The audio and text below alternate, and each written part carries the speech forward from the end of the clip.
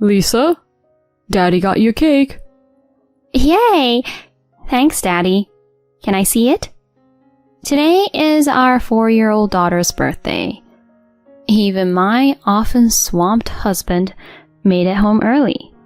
So we're having a birthday celebration as a family. But as Lisa excitedly opened the box, she burst into tears. The next moment, she suddenly starts crying. This isn't for me. What? I take a closer look at the tasty strawberry cake, especially the chocolate flake on top. To my surprise, another girl's name is on it. What happened here? I shot Brian a puzzled look, but he's visibly thrown off. My name is Erin, a 33-year-old working mom. I work at City Hall. I've always been in a hectic department and have been a diligent worker. Before I realized I was in my late 20s without a boyfriend. That's when I decided to sign up with a matchmaking agency. There I met Brian, who later became my husband. Brian is a corporate guy at a big company. From our first interaction, he was sweet to me, and he was a true gentleman on our dates. I quickly fell head over heels for him. Soon after, we started dating, and a year later, we got engaged. Both our families were thrilled for us, and we had our wedding and got our marriage certificate. That evening, he said to me, Erin, let's start a happy family together. Yeah, I love that. How many kids are you thinking? Whoa, jumping the gun there. But definitely 2. I want a household filled with laughter. Sounds like a plan. About 6 months into our marriage, I discovered I was pregnant. He was ecstatic and stood by me throughout the pregnancy. Eventually, I gave birth to our first daughter, Lisa. Both our families were over the moon about Lisa. In that moment, I felt on top of the world. Both our folks live quite a distance from us, so we decided to raise Lisa by ourselves. I took maternity leave, but he couldn't because of his job. But this proved to be tougher than we anticipated. Lisa would often cry at night and was pretty demanding. She'd calm down when held, but would wail the second she was set down. I ended up cradling her nearly non-stop. While my husband started off helping with our baby, he slowly backed off. He even got to where he'd say, She's too noisy. Can you get her to stop? Babies cry.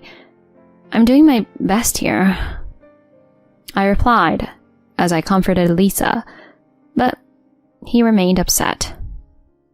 I have work in the morning. I need some sleep. I haven't slept properly in days. Can you pitch in every now and then? Why? I'm working all day. But she's our daughter. He didn't let me finish, just sighed loudly and left the room. I had read in parenting articles that it's common for couples to clash when dealing with a new baby. I foolishly thought we'd be the exception. I never dreamed our relationship would get this tense. While dealing with our relationship issues, I faced the immediate challenges of motherhood. A year after her birth, Lisa was still a handful at night, and I was close to my wit's end. While I absolutely adore her, the sleep deprivation and lack of personal time wore me out. Brian barely chipped in with Lisa, leaving me to shoulder most of the parenting. After 2 years of maternity leave, I came to a decision. I think I'll head to my parents for a bit with Lisa, I told Brian. My mom had recently retired and was available. And rather than her traveling to us, I thought I'd take Lisa and stay with my parents for a few months. He looked almost relieved when I told him. That's a great idea. If your mom's willing to help, that's a weight off. Go ahead, he said, without any hint of missing either Lisa or me. Yeah, I'll keep you posted about her through emails. You'll be by yourself. Are you good with that? I lived on my own for a while, so I'll be okay. Just go and enjoy your time with your folks. Thanks. With that, I chose to head back to my parents' place for 3 months with my 1-year-old daughter. Honestly, staying at my parents' was pretty relaxing. With them helping out, I could catch up on sleep and even have some me time. It felt so good to finally sip tea at a coffee shop after what felt like forever. Lisa began to smile more, and her nighttime crying gradually decreased. This was a much-needed break for me. While at my parents', I often sent Brian pictures of Lisa. He didn't always respond, but when he did, he'd mention how adorable she looked, which comforted me. After the 3-month stay, I felt refreshed and more confident in taking care of Lisa. I couldn't wait to see Brian. With that excitement, I headed home. As I had hoped, Brian welcomed us with a smile, saying, "Good to have you back." He seemed more rested too. Over dinner, we discussed how Lisa had been doing over the past few months. Then something stood out to me. "Where's your wedding ring?" He'd always worn the band we got when we married, but now it was gone. "Well, the thing is, I lost it," he confessed, looking uneasy. I replied, taken aback. "Really? Should we get you a new one?" "No, we'll have childcare expenses. We're still married, ring or no ring. Is that okay?" "Yeah, I suppose. These things happen." After that, he never wore his wedding ring again. Around the time I got back from my parents, he began claiming work had ramped up, and he was seldom home. He put in extra hours almost every weekday, and often went out on weekends for work. He didn't pitch in with housework or childcare, leaving all of it to me. Yet through all the chaos, I never questioned him. Time sped up, and soon Lisa was nearing her 4th birthday. She can now recognize the alphabet and has become quite the talkative and bubbly kid. I reminded my perpetually occupied husband, "Don't forget, Lisa's birthday, and remember to pick up the cake." He somewhat reluctantly agreed. The day of Lisa's 4th birthday came around. To my astonishment, Brian made it home early, cake in tow.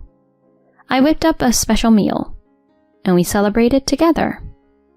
After eating, it was cake time. "Lisa, Daddy got you a cake." "Yay! Thanks, Daddy. Can I see it?" But as Lisa excitedly opened the box, she burst into tears. "This isn't for me." "What?"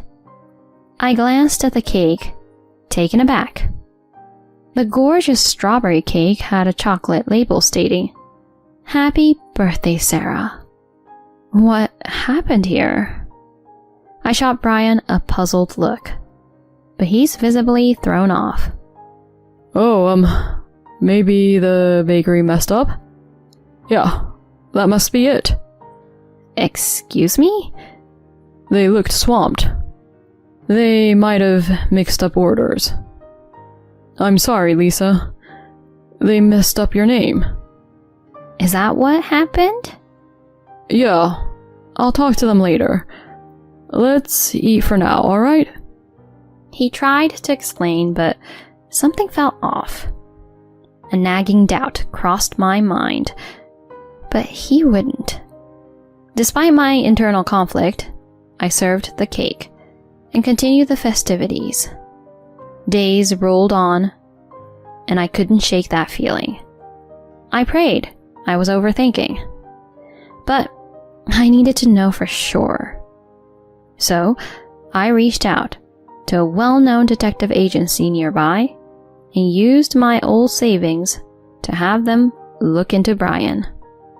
3 weeks later, the detective agency called me in, and I found myself at a coffee shop. I opened the envelope they handed me, and my worst fears, which I'd somehow known deep down, were confirmed. So, this is it. Brian, I'll never forgive you. My hand, holding the envelope tight, shook with anger. A week later, I left Lisa with a close friend and asked Brian to join me in a private dining room. The excuse was to celebrate our wedding anniversary. Actually, it really was our anniversary. When he showed up a bit late, I gestured for him to sit across from me. Wow, it's been ages since it's been just the two of us for dinner. Here's to our anniversary, he said, trying to keep things light as he raised his wine glass. I responded, Hold on, we need to talk about something first. What's going on? Care to explain this? I spread out photos on the table, which showed him at a family diner with a woman I didn't recognize and a young girl, around 5 years old. There was also a picture of him going into what looked like their house. What are these? Why do you have them? I hired a detective. This woman is Jennifer. The little girl is Sarah. The same name on the cake for Lisa's birthday. You guys look pretty happy. Almost like a family. What's the deal here? He shifted uncomfortably in his seat. Listen, aren't you jumping to conclusions? Jennifer is my boss's younger sister. Your boss's? Yeah, his sister. You know, she's like a friend. She's a single mom and was having a tough time. So, I was just being a listening ear. Given my relationship with my boss, I couldn't just brush her off. He started to make flimsy excuses. I sighed and shot off a quick text to someone. See? You're just getting the wrong idea. The cake mix-up? Sarah's birthday was just around the corner. So, I got confused. He kept talking. But then, the door to our private room swung open. What the? He looked up, stunned. There, standing in the doorway, was the woman from the photos, Jennifer. Thanks for coming, Jennifer. She nodded slightly and took a seat next to me. When I got the report from the detective, I had also learned about her and decided to reach out. She stared coldly at Brian. So, I'm your boss's sister, huh? That's not our relationship if I remember correctly. You were just listening to me? How could you spin it that way? We were clearly involved. You even stepped in as a father figure for Sarah. She shot Brian a fierce look, and he went pale. Jennifer had been wary when I first approached her as Brian's wife. But as we chatted, she pieced together the truth and was deeply upset. apologizing many times. She's a single mom, raising her 5-year-old Sarah. Their relationship started when he randomly approached her on the street. When I asked about when they met, it lined up with when I was away and when he started being out more. She had no clue he was married, especially since he never wore a wedding ring. He had been sweet to her and her daughter, even hinting at the possibility of marriage. Brian looked at me, his face pale and filled with panic. "We're on to you. Just come clean already." After a beat, he hesitated, then began to talk. He confessed that he felt overlooked as I was so focused on our daughter Lisa. During a trip I took to my hometown, he had met a gorgeous woman named Jennifer, thinking it'll just be a brief fling. But he'd unintentionally fallen hard for her. Still, he had no plans to leave me and hoped to carry on with his double life. I whispered sharply, "Did you really think you could pull that off?" My words clearly unnerved him. Jennifer jumped in. "Brian, how could you lie to both of us? I could take you to court for pretending to marry me." "Take me to court?" he blurted out, looking alarmed. She went on. "Plus, you lied about where you work. You're at XX Company, aren't you?" "Well, I mean..." "You're familiar with Garrett Enterprises, right? Paul Garrett runs it." "Huh?" He looked totally lost. "Yeah, we do business with them. What's that got to do with anything?" "Did you forget my last name? The guy heading Garrett Enterprises? That's my dad." Turns out he had inadvertently started a relationship with the daughter of a key business associate. "I had no clue. There are plenty of Garretts out there. How was I supposed to know?" he muttered. But she wasn't done. "My dad's really close to both me and Sarah. When I filled him in on your antics, he was mad. Hope you're ready for what's coming at work." He was dumbstruck. In desperation, he turned to me. "Aaron, you wouldn't leave me, would you? I'm Lisa's dad. You're doing well at your job, so you could help me out for a bit. We can still make a go for it, the three of us." Annoyed, I splashed my water in his face. "Seriously? We're done. I'll be expecting compensation for your cheating, half of what we own, and child support. Time to pay up and say you're sorry, you jerk." He looked down, whispering, "I'm really sorry." In the end, Brian and I split. Just like I said, I demanded he pay for cheating, half of everything we owned, and child support. I took half of our shared apartment and our savings, and he agreed to pay $70,000 for the affair. He also committed to monthly child support payments. Jennifer's influence got him fired. And to make matters worse for him, she also demanded payment, which wiped out his savings. Jobless, without his family, he moved into a rundown apartment and hunted for work. When he did land a job, it only paid about half his previous salary. And given his child support obligations, life was hard. But I had zero pity for him. He brought all this on himself and deserved what he got. Meanwhile, Lisa and I were doing well, and Jennifer became kind of a friend. We sometimes catch up over tea with our kids. I'm excited about what the future holds and watching Lisa grow up.